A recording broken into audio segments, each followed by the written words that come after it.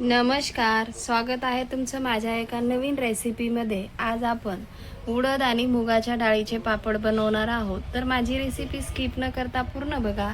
Like, share आणि subscribe करायला विसरू नका। पापडसाठी आपण उडदाची 1.5 किलो ही डाळ घेतलेली आहे। याला आपण चाळून 1 दिवस उन्हामध्ये सुकवलेली आहे। तर या उडदाच्या डाळीमध्ये आपण अर्धा किलो मुगाची डाळ टाकणार आहोत आणि ही डाळ आता आपण गिरणीवरून दळून आणणार आहोत। आपण 1 किलोच्या प्रमाणात पापड करणार आहोत। त्यासाठी आपण 2 कप पाणी घालायचं आहे।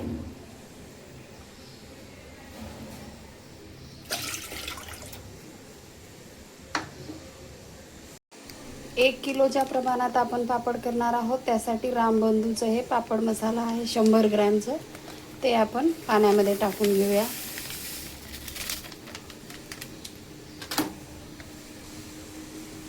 याला आपण पाण्याला उकळी येईपर्यंत मिक्स करून घेऊया।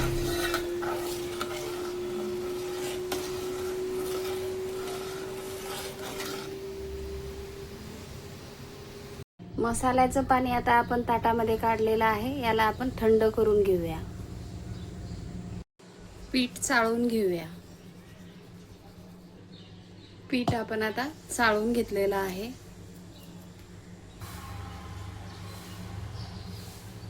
पापड मसाल्याचं पाणी आपण उकळवलेलं थंड झालेलं आहे। आपण आता हे पिठामध्ये टाकून घेऊया।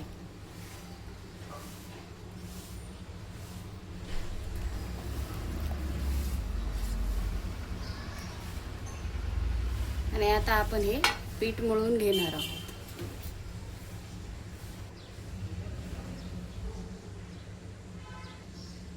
आपल्याला आता लागेल तसं आपण दुसरं थोडं थोडं पाणी टाकून पीठ मळून घेणार आहोत। आपलं पीठ घट्टसर असं मळून झालेलं आहे। आपण आता याला 2 तासासाठी ठेवणार आहोत। आपल्या पिठाला आता 2 तास झालेला आहे। आपण या पिठाला आता कुटून घेणार आहोत। याला आपण असं तेलाचा हात लावून घेणार आहोत।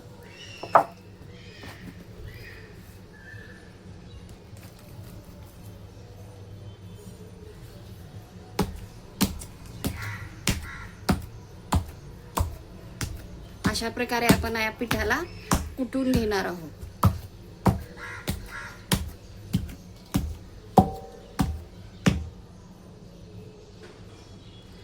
जेवढा आपण या पिठाला कुटू तेवढे आपले पापड खुसखुशीत होईल। म्हणून याला चांगलं कुटून घ्यायचंय पिठाला आपल्याला।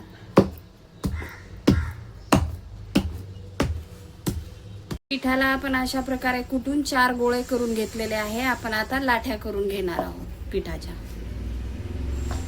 पोळपाट घेतलेला आहे, त्याला तेल लावून घेणार आहोत।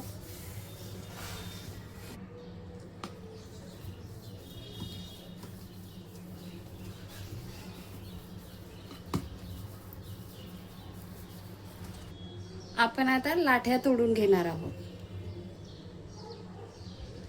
अशा प्रकारे आपण सगळ्या लाठ्या तोडून घेऊया।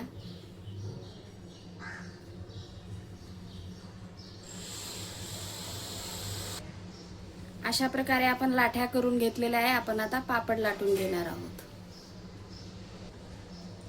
थोडंसं तेल लावून घेऊया।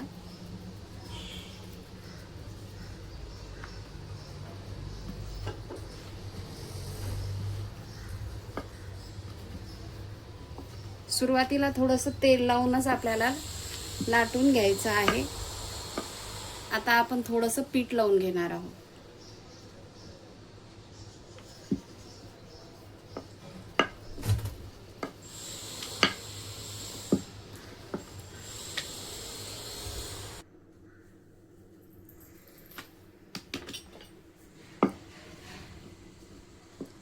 अशा प्रकारे आपण सगळे पापड लाटून घेणार आहोत।